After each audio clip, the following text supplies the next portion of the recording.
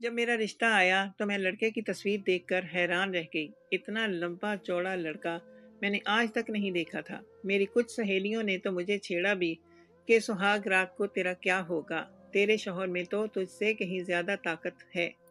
इनकी बात सुनकर इस वक्त तो मैं शर्मा गई थी, लेकिन जैसे जैसे शादी के दिन करीब आए मेरी जान निकलने लगी। वाकई ही ख्याल मुझे सताने लगा कि मैं ऐसे मर्द की गुस्ताखियों को कैसे बर्दाश्त करूंगी।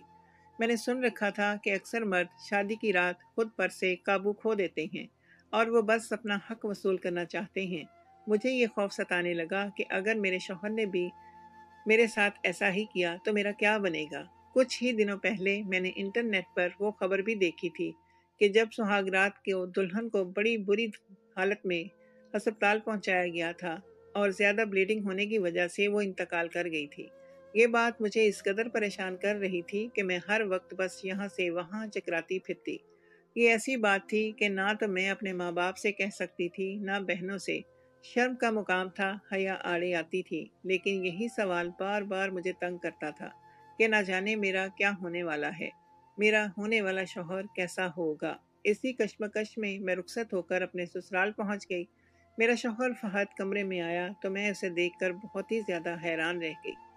वो एक गभरू जवान था, बहुत ज्यादा सेहतमंद। उसका कद भी ज्यादा था। अब तक मैंने इसे तस्वीरों में ही देखा था। पहली बार रूबरू देखा तो मेरी सांसें अटकने लगी। वो मेरे पास आकर बैठा तो शर्माने की बजाय मैं घबराकर उसे देखने लगी। मेरे चेहरे के तासुरात देखकर वो आहिस्तगी से पूछने लगा, शर्मीन क्या बात है, क्यों परेशान हो? मैंने कहा, कुछ नहीं। नजरें झुका ली। उसने मेरा हाथ पकड़ा और कहने लगा, परेशान ना हो, मैं तुम्हारा बहुत ख्याल रखूंगा। और किसी भी जारहाना इकदाम से बाज रहा था। उसने बहुत प्यार मोहब्बत से मुझे अपने सीने से लगाया, मुझसे मोहब्बत का एतराफ़ करते हुए बहुत आराम से अपना हक वसूल किया। तकलीफ के मराहल से गुजरते हुए मैंने बखुशी अपना आप उसके हवाले कर दिया, क्योंकि इसने मुझसे किसी भी किस्म का बुरा रवैया नहीं रखा था। मेरे दिल से सारे अंदेशे और वसवसे दूर हो गए थे। मेरा शौहर एक ताकतवर मर्द था, लेकिन अगर ताकतवर इंसान अपनी ताकत सही तरह इस्तेमाल करे तो वो वाकई दिलों को तस्खीर कर सकता है। मेरे शौहर ने अपनी ताकत से मुझे पूरी तरह से तस्खीर कर लिया था और मेरा दिल भी इसका हो गया था। मैं एक मिडिल क्लास घराने से ताल्लुक़ रखती थी। हमारे पास लड़के की शराफत देखकर शादी की जाती थी। उसकी नौकरी और तनख्वाह वगैरह को बाद में पूछा जाता था। मेरे शौहर ने बताया था कि वो कहीं किसी कंपनी में रात की शिफ्ट में नौकरी करता है। मेरे वालिद ने बस इसकी ज़ुबान पर भरोसा किया था और मुझे रुखसत कर दिया था। शादी के दूसरे ही दिन मेरे शौहर ने कहा कि अब मुझे अपनी नौकरी शुरू करनी होगी। मैं रात रात भर घर से बाहर रहूँगा, तुम बस घर का ख्याल रखना। मेरे शौहर के माँ बाप गांव वाले थे, इसीलिए मैं यहाँ अपने शौहर के साथ अकेली थी। मेरे घर वाले कहते थे कि गांव वाले ऐसे ही लंबे चौड़े और जवान होते हैं, इसीलिए तुम्हारा शौहर भी देखने में कोई बॉडी बिल्डर तो ना था, लेकिन उसका डेल डोल खूब अच्छा खासा था। मेरा शादी की दूसरी ही रात वो मुझे छोड़कर घर से चला गया। मैंने घर का दरवाज़ा अच्छी तरह से बंद किया और सुकून से बिस्तर पर लेट गई। मैं खुद बहुत ज़्यादा थकी हुई थी और दो रातों से नींद नहीं आई थी, इसीलिए शौहर के जाते ही गहरी नींद सो गई। लेकिन जब सुबह मेरा शौहर वापस लौटा तो मुझे उसके पास से अजीब सी खुशबू का एहसास हुआ, जैसे कोई बहुत तेज़ लेडीज़ परफ्यूम हो। मैंने इसके करीब जाकर देखा और इसे सीने से लगाया तो मुझे फूलों की खुशबू भी आने लगी। मैं हैरान हुई कि मेरा शौहर ऐसी कौन सी नौकरी पर गया था जहाँ से वो फूलों की खुशबू साथ लाया। मुझसे रहा ना गया तो मैंने पूछ लिया, आपके पास से इतनी खुशबू क्यों आ रही है? मेरी बात पर उसके चेहरे के तासुरात बदले। फिर वो कहने लगा कि आज कल परफ्यूम की खुशबू इतनी तेज होती है कि कोई पास से भी गुजर जाए तो दूसरे इंसान के कपड़ों पर भी उसे यही खुशबू चाहिए। कोई पास से भी गुजरे तो दूसरे इंसान के कपड़ों में भी वो खुशबू बस जाती है। फिर उसने टेबल पर बैठते नाश्ते की बात की थी। मैं जल्दी से भाग दौड़ करके नाश्ता बनाकर लाई, मगर वो नाश्ते से पहले कहने लगा कि मुझे दूध में कच्चा अंडा डालकर ला दो। मैंने हैरत से अपने शौहर को देखा। गर्मी अरूज पर थी। आपसी गर्मी में दूध में कच्चा अंडा पीने की तो कोई तुक नहीं बनती थी। मेरे इस तरह देखने पर वो मुस्कुराया और कहने लगा, मुझे ताकतवर की مجھے طاقت کی ضرورت ہے۔ انسان میں طاقت ہو تو وہ نوکری کرے گا، نہ کہ میری طرح ساری ساری رات گھر میں بیٹھا رہے گا۔ اسی لیے میں ساری ساری رات نوکری کرتا ہوں، اسی لیے مجھے زیادہ طاقت چاہیے، اور پھر ہم گاؤں والے ان چیزوں کے عادی ہوتے ہیں۔ یہ گرمی ہمارا کچھ نہیں بگاڑ سکتی۔ ہمارے گاؤں میں تو بجلی بھی نہیں ہے، ہم ایسے ہی گزارا کرتے ہیں۔ اس کی بات سن کر میں خاموش ہو گئی۔ میں نے ناک پر کپڑا رکھتے ہوئے دودھ میں کچا انڈا پھینٹا اور اسے دیا۔ میرے لیے تو اس کی بدبو ہی ناقابل برداشت تھی، لیکن میرے شوہر نے دیکھتے ہی دیکھتے وہ گلاس بھر دودھ پی لیا اور پھر کہنے لگا کہ اب ناشتہ لگا دو۔ پھر اس نے خوب پیٹ بھر کر ناشتہ بھی کیا اور تھوڑی دیر بعد سونے کے لیے لیٹ گیا۔ وہ رات بھر کا جاگا ہوا تھا، لیٹتے ہی سو گیا۔ اس کے سونے کے بعد میں نے گھر کی صفائی کی، کھانا بنایا۔ دوپہر کے بعد وہ اٹھا تو اس نے مجھے اپنی باہوں میں بھر کر بستر پر پٹک دیا۔ کہنے لگا، میری نوکری ایسی ہے کہ ہمیں دن کو رات اور رات کو دن بنانا ہوگا۔ تم ساری رات جو چاہے کرتی رہو، لیکن دن کو تمہیں میرے پاس آنا ہوگا۔ یہ کہہ کر وہ مجھ سے اپنا حق وصول کرنے لگا۔ اس کی محبت میں بہت ہی شدت تھی۔ وہ اقرار کر رہا تھا کہ میرے بغیر اس نے یہ رات بڑی مشکل سے کاٹی ہے۔ اس کی محبت پر میں پوری طرح سے مسرور تھی۔ کچھ گھنٹے میرے ساتھ گزار کر وہ واش روم میں گیا تو پیچھے سے اس کا فون بجنے لگا۔ میں نے فون اٹھا کر دیکھا تو نمبر آ رہا تھا۔ پہلے میں نے سوچا کہ فہد کو آواز دوں، لیکن پھر خیال آیا کہ اگر نمبر سے فون ہے تو یقیناً کوئی غیر ہوگا۔ میں نے خود فون اٹھا کر کان سے لگا لیا۔ دوسری طرف سے ایک زنانہ آواز آئی تھی، فہد تم کہاں ہو؟ تمہارے بغیر تو گزارا ہی نہیں ہوتا، آج جلدی آ جانا، زیادہ دیر نہ کرنا۔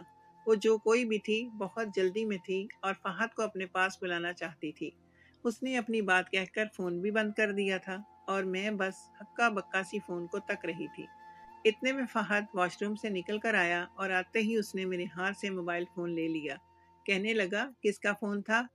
تم نے میرا فون کیوں اٹھایا ہوا ہے؟ میں نے بتایا کہ انجان نمبر سے تھا، اسی لیے میں نے فون اٹھا لیا۔ میری بات سن کر فہد نے ناراضگی کا اظہار کیا۔ کہنے لگے، میرے دوست یار کا فون ہوتا ہے، میں نہیں چاہتا کہ کوئی غیر تمہاری آواز سنے۔ مجھے حیادار اور شرمیلی لڑکیاں بہت پسند ہیں۔ میں نے تم سے شادی بھی اسی لیے کی ہے کیونکہ تم بہت ہی شریف اور پردے دار لڑکی ہو، اس لیے آئندہ تم میرا فون نہ اٹھانا۔ میں نے عجیب نظروں سے اپنے شوہر کی طرف دیکھا اور کہا کہ دوسری طرف کوئی لڑکی تھی اور وہ آپ کو رات کو جلدی آنے کا کہہ رہی تھی۔ فہد آئینے کے آگے کھڑے اپنے بال سکھانے کے لگے۔ میری بات سن کر یک دم چونک کر پلٹے، پھر آہستگی سے کہنے لگے، وہ میری میڈم ہے، دراصل میری رات کی نوکری ہوتی ہے اور اسی لیے وہ چاہتی ہیں کہ میں وقت پر پہنچ جاؤں۔ کل میں تھوڑا دیر سے پہنچا تھا تو اسی لیے انہوں نے فون کیا ہوگا۔ فہد کی بات پر میرا دل مطمئن نہیں ہوا تھا، بلکہ عجیب سے وسوسے میرے دل میں سر اٹھانے لگے تھے۔ یہ کیسی میڈم تھی جو فون کر کے ایک ملازم کو جلدی آنے کا کہہ رہی تھی، اور وہ بھی اس قدر بےتاب ہو کر؟ ایسی کون سی نوکری تھی فہد کی کہ جس میں اس کی ذرا سی دیر اس کی میڈم کے لیے اتنی مشکل ہو جاتی تھی؟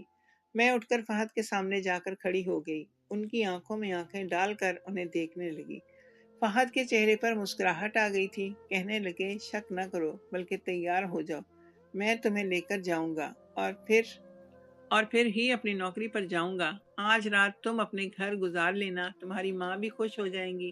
فہد نے خوش دلی سے مجھے میکے چھوڑنے کی بات کی تھی۔ میں فہد سے پوچھنا چاہتی تھی کہ ان کی نوکری کیا ہے، کیونکہ اس بارے میں مجھے کچھ بھی علم نہیں تھا، لیکن اس وقت میں سوال جواب کر کے ان کا موڈ خراب بھی نہیں کرنا چاہتی تھی۔ میری اماں نے رخصتی کے وقت مجھے یہ بات اچھی طرح سے سمجھائی تھی کہ وہ بلا ضرورت شوہر سے سوال جواب نہ کرے۔ وہ باہر جا رہا ہو تو اسے ٹوکے نہ، بار بار یہ نہ پوچھنا کہ کہاں جا رہے ہو، اس کی نوکری کو لے کر بھی اسے پریشان نہ کرنا۔ اسی لیے میں نے خاموشی سے اپنا تھوڑا سا سامان رکھا اور پھر فہد کے ساتھ نکل گئی۔ فہد نے پہلے مجھے پارک کی سیر کروائی، پھر ہم نے باہر ڈنر کیا اور پھر اس کے بعد اپنی موٹر سائیکل پر بٹھا کر انہوں نے مجھے میرے میکے چھوڑ دیا۔ میرے ماں باپ سے خوش دلی سے ملے، سلام دعا کی اور پھر اپنی نوکری پر چلے گئے۔ جاتے جاتے کہہ گئے کہ میں تمہیں صبح خود ہی یہاں سے پک کر لوں گا۔ کتنا کچھ انہوں نے میرے لیے کیا تھا، اس کے بعد میں ان پر شک کیسے کر سکتی تھی؟ میں نے اپنے دل کو تسلی دی کہ واقعی ہی ان کی میڈم کی کال ہوگی۔ मुझे घर आकर आधा घंटा ही गुजरा था कि मेरे पास पड़ोस वाली सहेलियों को मेरे आने का पता चल गया। वो सब की सब दौड़ी चली गईं। इनमें से कुछ मंगनीशुदा थी, कुछ की शादी करीब थी। हम सब सहेलियां फिर से वापस मेरे कमरे में जमा हुईं तो मेरी सहेलियां मुझे छेड़ने लगी। हर कोई सुहाग रात के हवाले से सवाल जवाब कर रहा था। हर कोई पूछना चाहता था कि मैंने फहद को कैसे बर्दाश्त किया, और मैं सबकी बातों पर इन्हें गुस्से से देख रही थी। मेरा गुस्सा मसनूई था। हम सहेलियां थीं, अक्सर एक दूसरे को छेड़ती थी, और फिर वो लोग पूछने लगी कि मैं अपनी शादीशुदा जिंदगी में खुश तो हूँ। तो मैंने हाँ में सर हिला दिया, और इसके बाद हम कुछ देर तक बातें करते रहे। रात 1 बजे के करीब वो सब अपने घरों को लौट गई। हम हमेशा से अक्सर देर रातों तक एक दूसरे के घर जमा होते थे।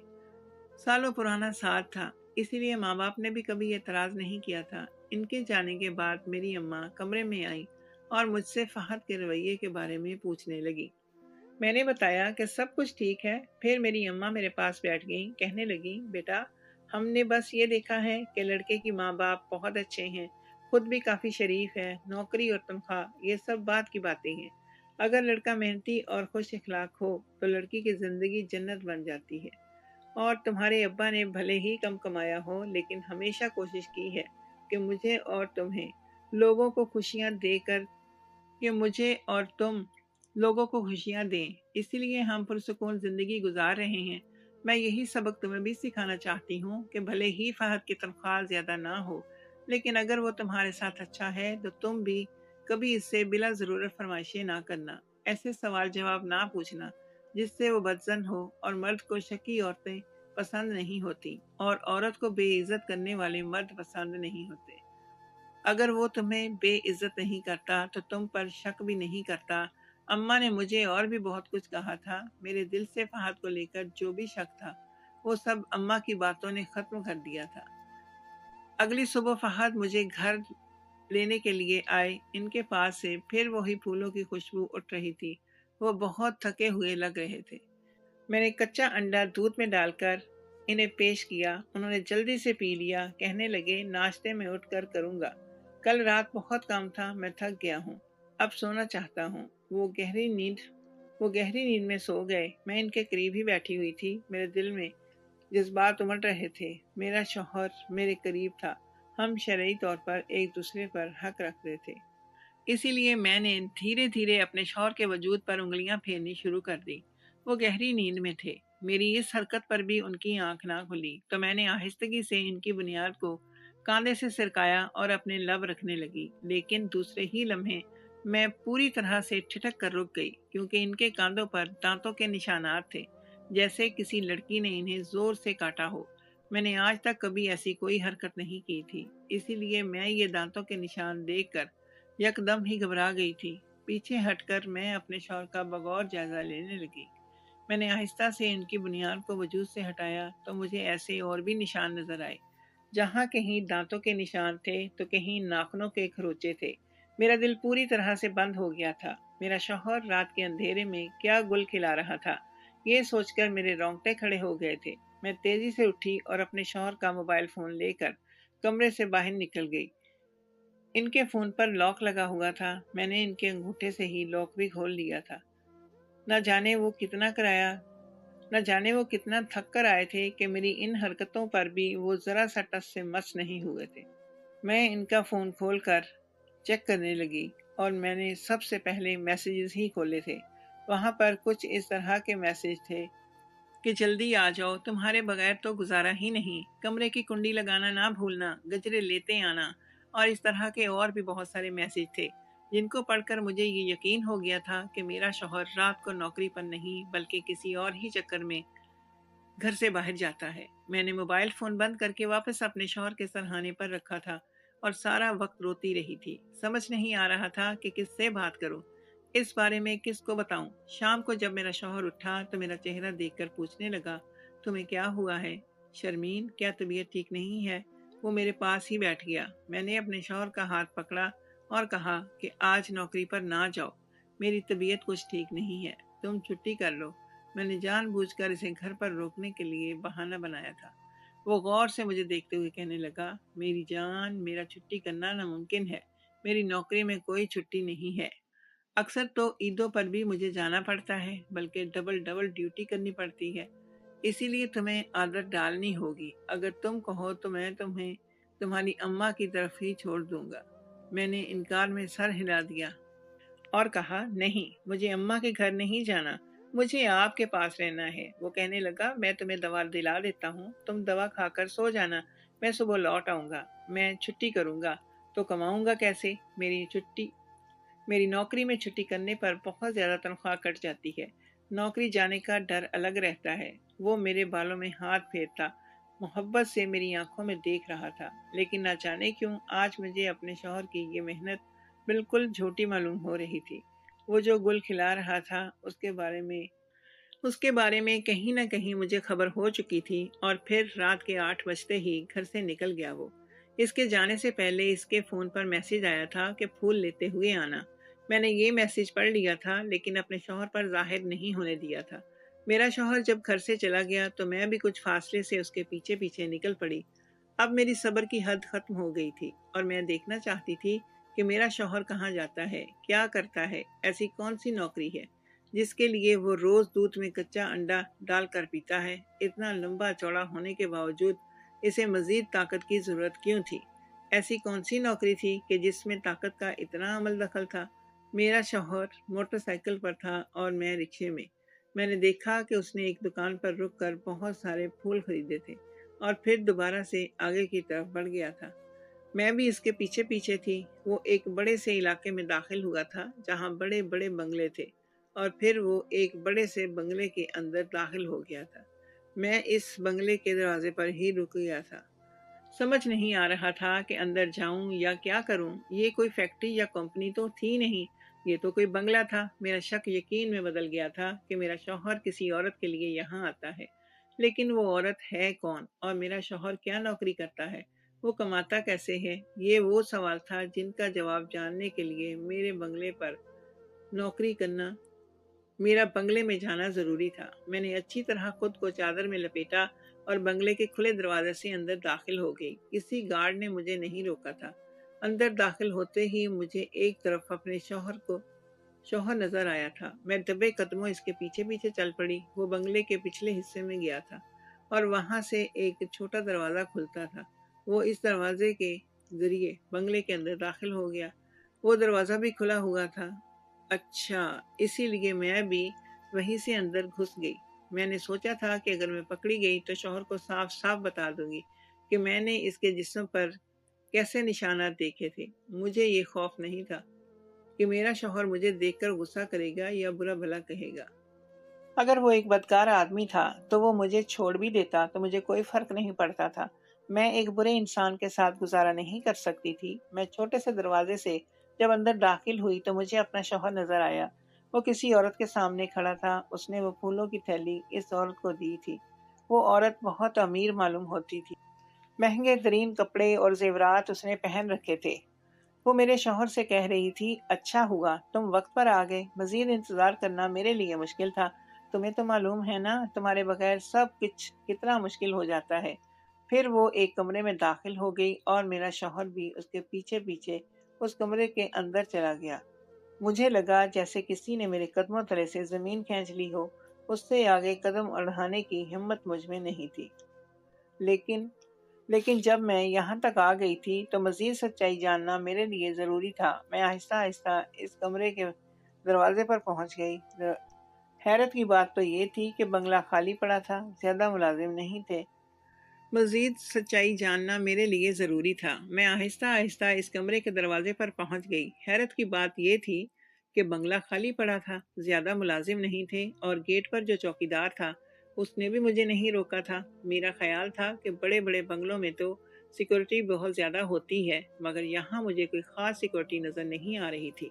तभी तो मैं इतनी आसानी से इस कमरे के दरवाजे पर पहुंच गई थी। वहां पहुंचकर जैसे ही मैंने अंदर झांका तो मेरे कदमों तले से जमीन निकल गई। मेरा शौहर एक 17 साल लड़के को काबू में करते हुए इस पर हावी था और इसे बिस्तर से बांध रहा था। देखते ही देखते उसने उसे बिस्तर से बांधा और फिर एक इंजेक्शन उठाकर इसके बाजू में पेवस्त कर दिया था, और इस औरत से कहा था कि आप अब चली जाएं, मैं इसे आसानी से संभाल लूंगा।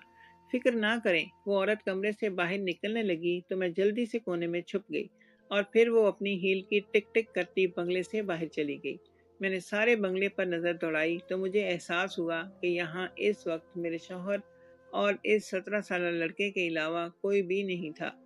इससे पहले कि मैं वापसी के लिए पलटती, मेरा शौहर किसी काम से कमरे से बाहर निकला और इसकी नज़र मुझ पर पड़ गई।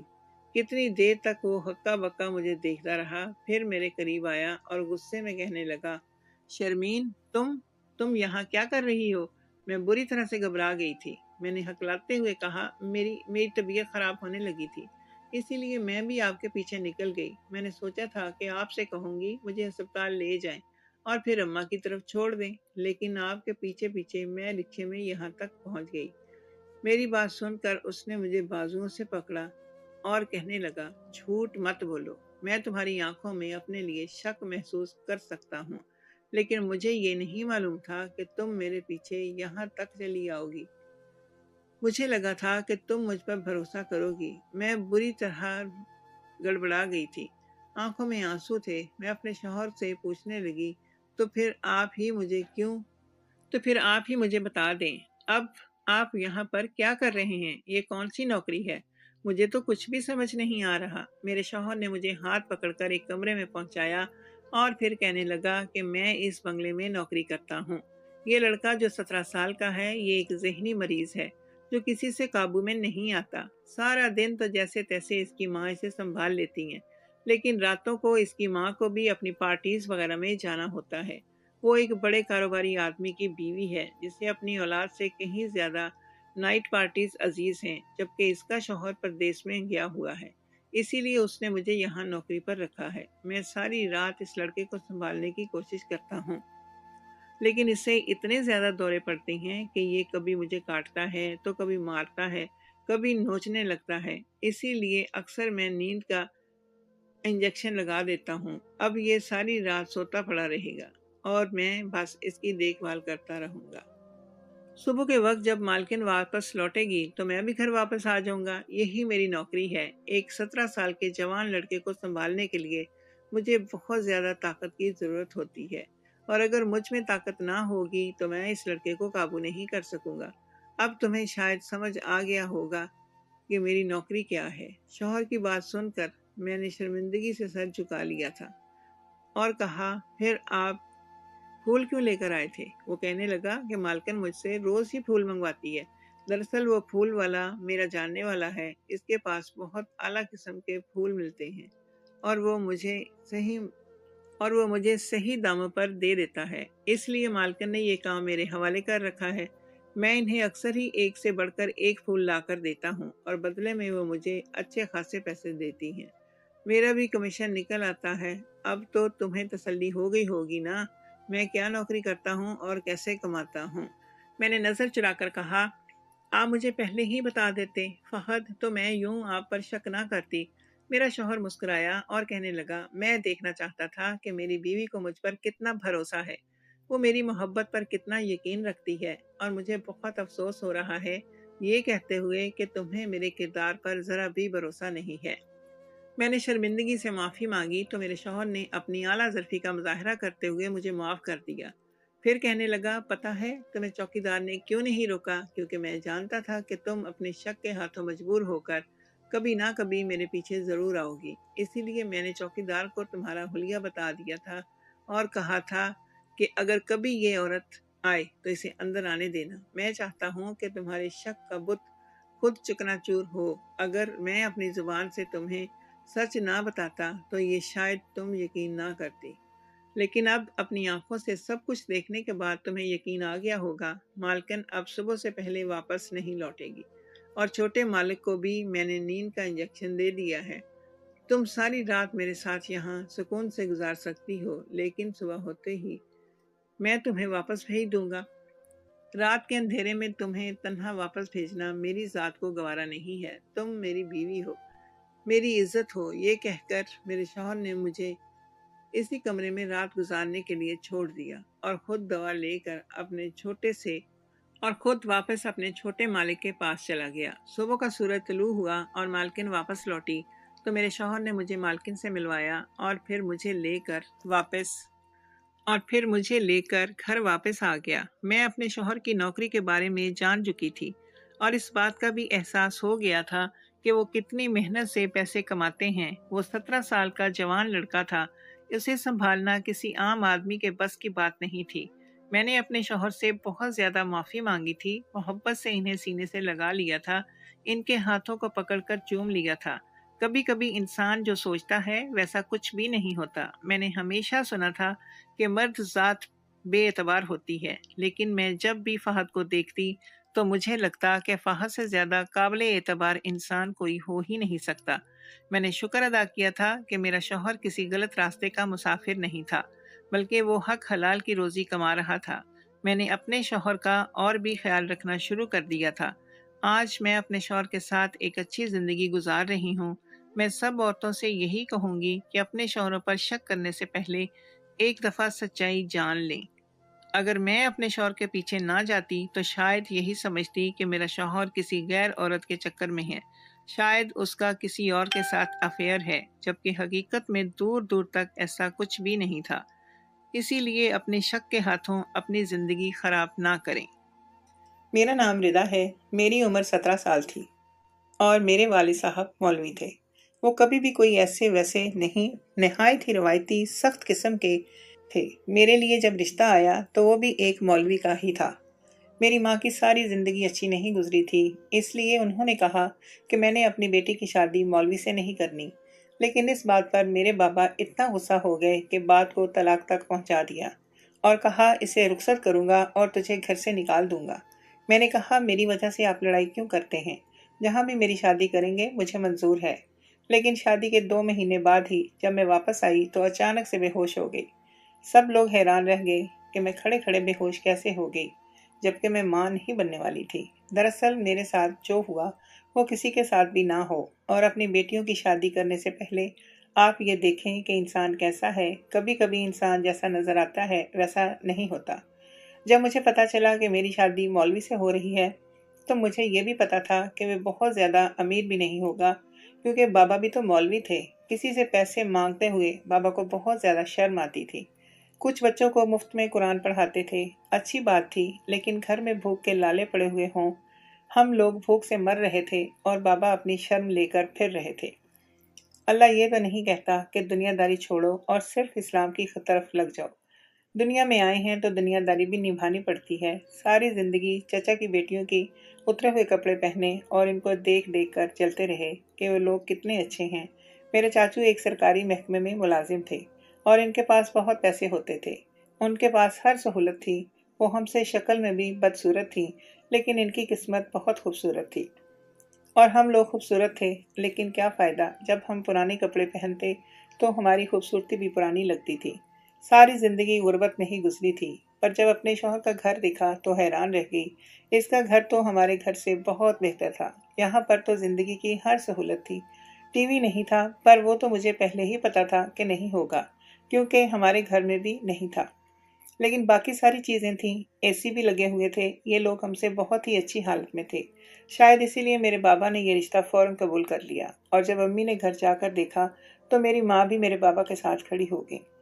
انہوں نے کہا کہ بہت اچھا رشتہ ہے، کوئی مسئلہ نہیں ہے۔ میری ماں تو بیچاری عورت تھی، تنگی کی ماری ہوئی تھی، ان کے لیے یہی بات بہت بڑی تھی، اور اس کے بعد 1 مہینہ اچھے طریقے سے گزر گیا۔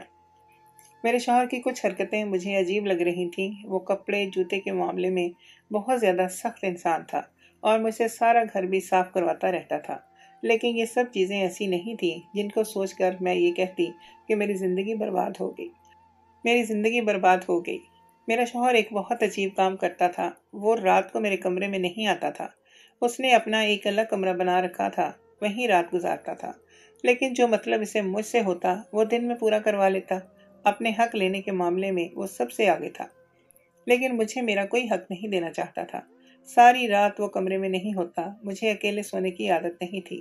ہم غریب لوگ تھے، ہمارے گھر میں 2 ہی کمرے تھے، ایک میں امی ابو ہوتے اور ایک میں اور میری 5 بہنیں ہوتی تھی۔ تنگی تو ہوتی تھی، لیکن پھر بھی کبھی ڈر نہیں لگتا تھا۔ اکیلے سوتی تھی تو بہت ڈر لگتا تھا۔ ایک دن کیا مجھ سے غلطی ہو گئی، میں نے ایک برا خواب دیکھ لیا اور میں ڈرتے ہوئے اپنے شوہر کے کمرے کے باہر چلی گئی اور دستک دے دی۔ دروازہ تو اس نے نہیں کھولا۔ میں واپس کمرے میں آ گئی۔ مجھے لگا کہ وہ گہری نیند سو رہا ہے، لیکن تھوڑی دیر کے بعد وہ آیا تو ایسا لگ رہا تھا کہ جیسے سو نہیں رہا تھا۔ اس نے کہا، کیا ضرورت تھی کمرے کے دروازے پر دستک دینے کی؟ یہ کوئی وقت ہے دستک دینے کا؟ میں نے کہا، میں نے بہت برا خواب دیکھا تھا، مجھے نیند نہیں آ رہی تھی اور مجھے ڈر لگ رہا تھا۔ اس نے کہا، برے خواب شیطان کی طرف سے آتے ہیں، 5 وقت کی نماز پڑھا کرو تو برے خواب نہیں آئیں گے، اور آئندہ اگر تم نے مجھے ڈسٹرب کیا تو مجھ سے برا کوئی نہیں ہوگا۔ میں نے کہا، کیا آپ ایسا بھی کیا کر رہے تھے؟ سو رہے تھے؟ مجھے بھی نیند نہیں آ رہی تھی۔ اس نے کہا، میں جو بھی کروں وہاں پر تم کون ہو مجھ سے سوال کرنے والی؟ میری ساس بھی کچھ نہیں بولتی تھی۔ میری ساس تو میرے شوہر سے بہت زیادہ ڈرتی تھی۔ مجھے لگا یہ اچھی بات ہے، لیکن یہ اچھی بات نہیں تھی، کیونکہ میں اپنی ساس کو اگر شوہر کی شکایت لگا دیتی تو وہ کہتی تھی کہ تم اپنے معاملات خود دیکھو، مجھے اس کے سامنے کھڑا نہیں کرو، میں کچھ بھی نہیں کر سکتی۔ انسان جب اپنے ماں باپ سے پوچھ کر شادی کرتا ہے، ان کی مرضی سے شادی کرتا ہے، تو اس میں ایک فائدہ ہوتا ہے کہ کل کو کوئی مسئلہ بنے تو وہ سب کو بتا سکتا ہے اور سارے اس کا ساتھ دیتے ہیں۔ جبکہ پسند کی شادی میں یہ سب کہتے ہیں، اپنی مرضی سے کی ہے نا تو اب خود ہی برداشت کرو، ہم کیا کریں؟ میں بھی کسی کو یہ بات بتانا چاہتی تھی کہ میرے شوہر کا رویہ میرے ساتھ کیسا ہے، لیکن نہیں بتاتی تھی کیونکہ میں بھی اس سے بہت زیادہ ڈرتی تھی۔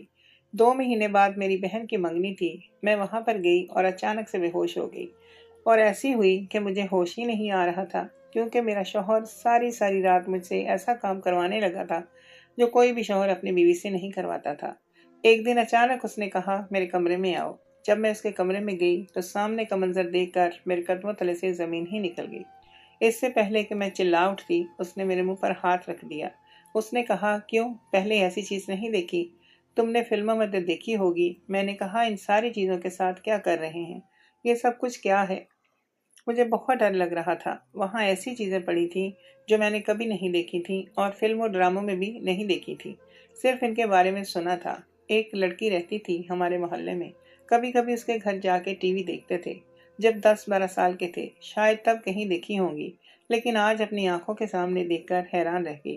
روشنی بھی کم تھی، بلکہ لال رنگ کی روشنی تھی، اور میرے شوہر کے کپڑے بھی ایسے ہی تھے کہ وہ بالکل بھی مولوی نہیں لگ رہے تھے۔ اس نے مجھے عجیب نظروں سے دیکھا اور مجھے ایک جگہ بٹھا دیا۔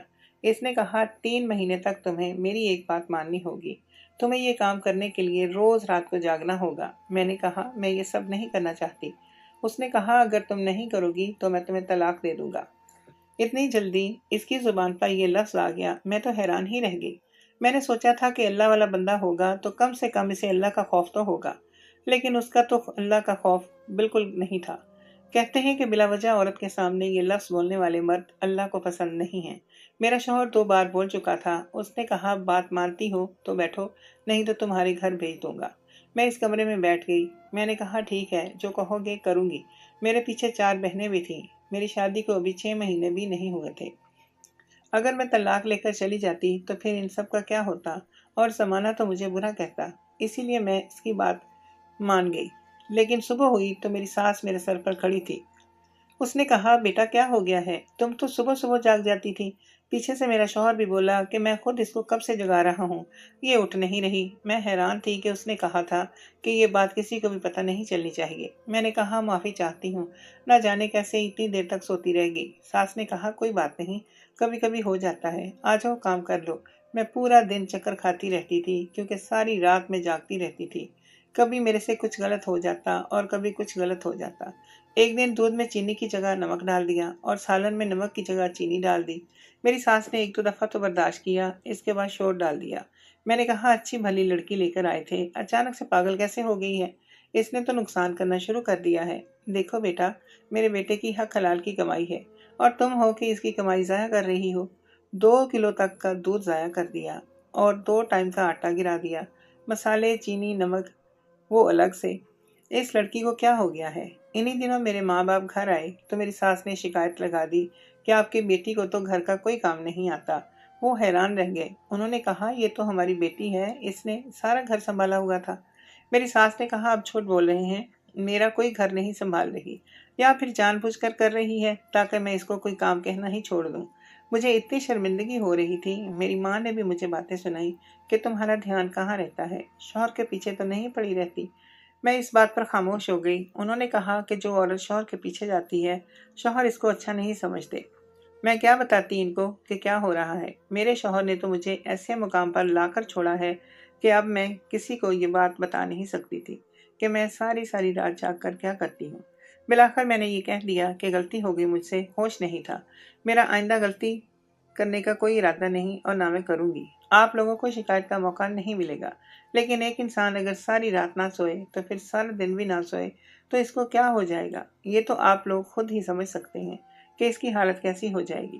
رات کو پھر مجھے نیند آنے لگتی تو میرا شوہر میرے منہ کے اوپر پانی کے چھینٹے مارتا اور اپنے کام میں لگا رہتا، لیکن اس سب کے بدلے وہ مجھے بہت سارے تحفے تحائف لا کے دیتا تھا۔ میرے پرس کو ہمیشہ پیسوں سے بھر کر رکھا تھا۔ ایک دن میں اپنے گھر گئی تو میری بہنوں نے دیکھ لیا۔ انہوں نے کہا آپ کے پاس اتنے سارے پیسے ہیں؟ میں نے کہا لینے ہیں تو لے لو، مزے کرو۔ مجھے کوئی پرواہ نہیں تھی، چونکہ میرا شوہر مجھ سے حساب نہیں مانگتا تھا۔ جو سب وہ میرے ساتھ کر رہا تھا اس کے بدلے پیسے کچھ بھی نہیں تھے۔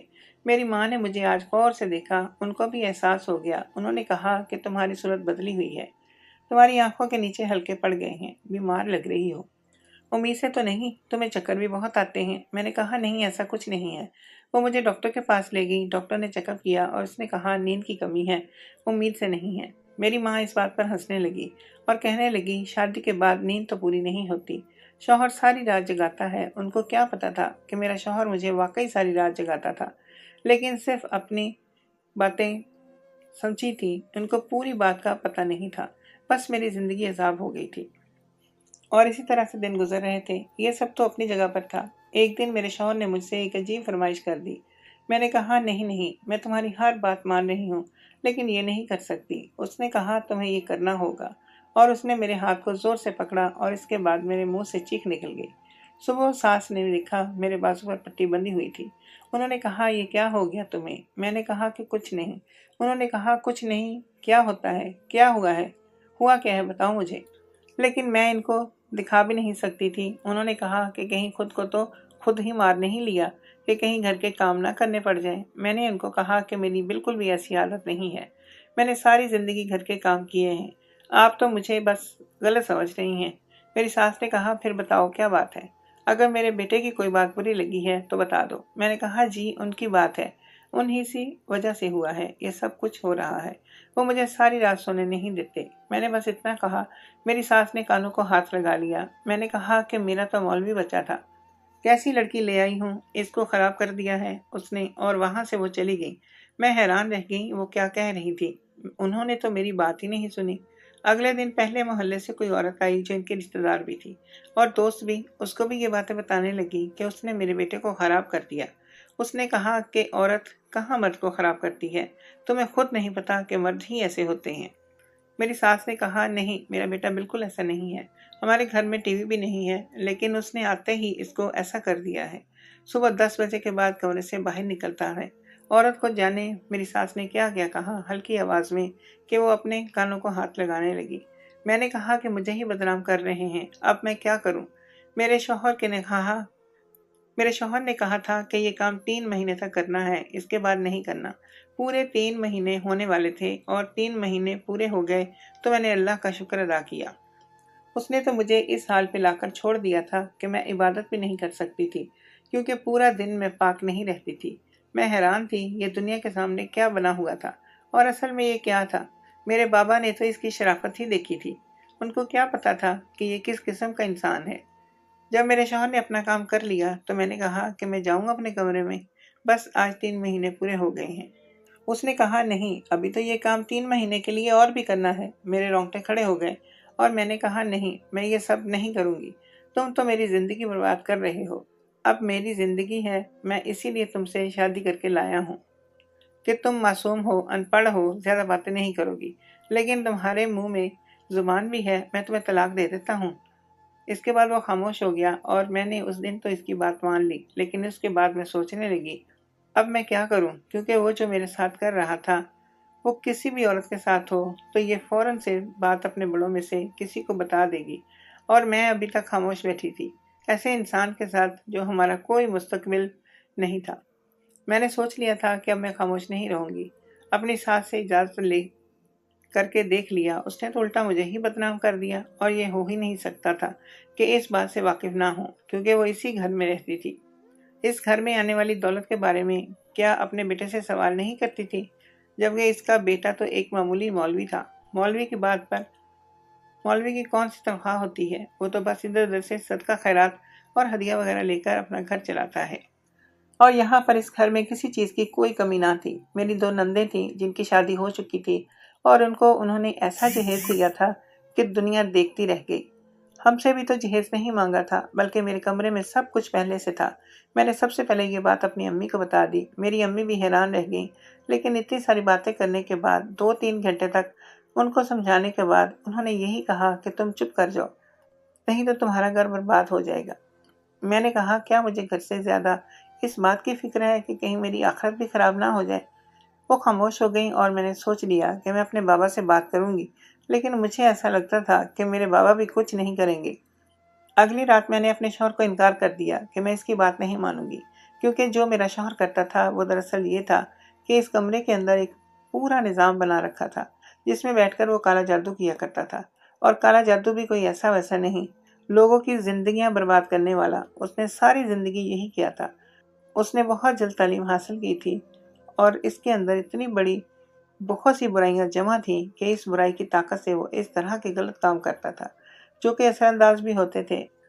اس نے کسی بہت بڑے خاندان کی عورت پر جادو کرنا تھا، جو ایک بہت ہی بڑے خاندان کی بہو تھی، اور بیٹا اسے اپنی پسند سے لے آیا تھا، لیکن وہ بڑا خاندان اسے مروانا چاہتا تھا۔ یہ ایک 3 مہینے کا عمل تھا، جس کے لیے اسے ایک عورت کی ضرورت تھی، اور اس نے مجھے استعمال کیا۔ وہ مجھے ایک گول دائرے میں بٹھا دیتا تھا، اور میرے ہاتھ پر ایسی معیوب چیز رکھ دیتا جس کا نام لینا بھی میں نہیں چاہتی تھی، جس کی وجہ سے میں پورا دن پلید رہتی تھی، اور اس کے بعد 3 مہینے تک روز یہی سب کچھ کروایا۔ پوری رات مجھے جاگنا ہوتا تھا، اس کام کے اسے لاکھوں روپے ملیں گے، تبھی تو وہ مجھے اتنی ساری چیزیں لے کے دے رہا تھا، تاکہ میں اپنا منہ بند رکھوں گی، اور میری جگہ کوئی اور ہوتی تو شاید اپنا منہ بند رکھتی۔ میں بھی تنگی سے آئی تھی، غربت میں رہی تھی، میں نے زندگی میں کبھی کوئی اچھی چیز نہیں دیکھی تھی، اس طرح سے مجھے سب کچھ مل سکتا تھا۔ لیکن میں ایک مولوی کی بیٹی تھی، میرے اندر خدا کا خوف تھا، اسی لیے میں نے سوچ لیا کہ میں اس کی بات نہیں مانوں گی۔ جب میں نے انکار کیا تو اس نے مجھے بہت مارا، اور زبردستی مجھے وہاں بٹھا دیا۔ جب وہ مجھے کہتا کہ میں تمہیں طلاق دے دوں گا، تو میں اسے چلا کر کہتی کہ ہاں دے دو مجھے طلاق، لیکن وہ نہیں دیتا، کیونکہ وہ صرف مجھے ڈرانے کے لیے یہ لفظ بولتا تھا۔ اسے پتا تھا کہ اگر ایسا ہو گیا تو اس کو پھر کوئی عورت آسانی سے نہیں ملے گی، اور میں بھی اس کے بارے میں سب کو بتا دوں گی۔ میں اپنے کمرے میں چلی گئی اور کمرے کو اندر سے بند کر لیا۔ اس نے شور نہ ہوا، اسی لیے کوئی حرکت نہیں کی، اور یہ رات اسی طرح گزر گئی۔ صبح میں اٹھ کر وہاں سے بھاگ گئی۔ میری ساس نے دیکھا کہ میں بھاگ گئی ہوں، اس نے شور ڈالا کہ میری بہو بھاگ گئی ہے۔ اب تو میری جان پر بن گئی تھی، کیونکہ میری ساس نے مجھے بھاگتے ہوئے دیکھ لیا تھا۔ میں نے اپنے بابا کو سب کچھ بتا دیا، مجھے پورا یقین تھا کہ وہ میرا ساتھ دیں گے، لیکن میرے بابا برے انسان نہیں تھے۔ جب ان کو یہ پتا چلا، انہوں نے صرف اتنا پوچھا کہ کوئی لڑائی ہوئی ہے شوہر سے، اور جھوٹ تو نہیں بول رہی؟ میں نے کہا نہیں۔ میں نے وہ نشان بھی دکھائے جہاں سے اس نے میرے بازو کا کاٹ دیا تھا، یہ بھی اس عمل کا حصہ تھا۔ میرے بابا غصے سے لال پیلے ہو گئے۔ انہوں نے مجھے کہا کہ چپ چاپ اپنے گھر میں بیٹھ جاؤ، اور اس کے بعد تمہیں کیا کرنا ہے یہ میں تمہیں بتاؤں گا۔ اور یہ بات کرنے کے لیے کچھ آدمی لے کر اس کے گھر میں چلے گئے، اور وہ کمرہ بھی دیکھ لیا۔ سارے محلے کے سامنے میرے شوہر کی حقیقت آ گئی تھی۔ یہ محلہ شریفوں کا تھا۔ ان سب نے شور ڈال دیا کہ تم یہاں پر اس طرح کی مکروہ حرکتیں کرتے ہو، کل کو ہمارے اوپر بھی عذاب آ جائے گا، ہم تمہیں اس محلے میں نہیں رہنے دیں گے۔ سارے محلے والوں نے یہ نتیجہ نکالا کہ ان لوگوں کو وہاں سے نکال دیا جائے، اور مجھے اس شخص سے آزاد کروایا جائے۔ ایسا ہی ہوا۔ اس شخص اور اس کی ماں کو محلے سے نکال دیا گیا، اور پھر محلے کی جو مسجد کمیٹی تھی، اس میں سے ایک شخص نے یہ کہا کہ وہ مجھ سے شادی کرنے کو تیار ہے۔ اس کی بیوی ضرور تھی، لیکن اس کی کوئی اولاد نہیں تھی، اسی لیے اس نے مجھ سے شادی کر لی۔ بہرحال اس کی بیوی بھی بہت اچھی تھی، وہ خود بھی اللہ والا بندہ تھا۔ میں ایک برے انسان کے چنگل سے نکل کر ایک اچھے انسان کی بیوی بن گئی تھی، اور اپنی زندگی میں خوش ہوں۔ یہ تو میرے باپ کی یا میری کوئی اپنی نیکی تھی، جو جلدی میں ہی اس سب سے میں نکل گئی، نہیں تو میری ساری زندگی برباد ہو جاتی، اور میری آخرت بھی۔ یہی کہنا چاہوں گی کہ اپنی بیٹیوں کی شادی کرنے سے پہلے لوگوں کو اچھی طرح سے دیکھ لے۔ آج کل جب تک لوگوں کے ساتھ رہتے نہیں، تب تک پتہ نہیں چلتا کہ وہ کس قسم کے لوگ ہیں۔ لیکن پھر بھی کچھ بھی کریں گے، کسی طرح ان کا پتہ کریں، پوچھ تاچھ کریں، محلے والوں سے پوچھیں گے، لیکن اپنی بیٹیوں کو آنکھیں بند کر کے کسی کے حوالے نہ کریں۔ بابا نے بھی اس کے بارے میں پوچھ تاچھ کی تھی، لیکن اس نے اپنی اصلیت کسی کو بھی آگاہ نہیں کی تھی۔ اس کی ماں اس کے بارے میں جانتی تھی، لیکن غریب عورت تھی، جب پیسے کی ریل پھیل دیکھی تو اپنے بیٹے کا یہ مکروہ عمل سب سے چھپا لیا۔ شریفوں کے محلے میں رہتے ہوئے اس نے بڑی رازداری کے ساتھ یہ سب کام کیا، اسی لیے میرے بابا نے بھی رشتہ کرتے ہوئے اس کے محلے سے شرافت کا ثبوت لیا اور اسے بیاہ دیا، مگر وہ جیسا دکھتا تھا ویسا نہیں نکلا۔ اس لیے خدا را اپنی بیٹیوں کے بارے میں یاد رکھیں، صرف دنیا ہی نہیں دیکھیں بلکہ بچیوں کی آخرت کے بارے میں بھی سوچیں کہ کہیں ہم ان کو بیاہتے ہوئے ان کی آخرت تو خراب نہیں کر رہے۔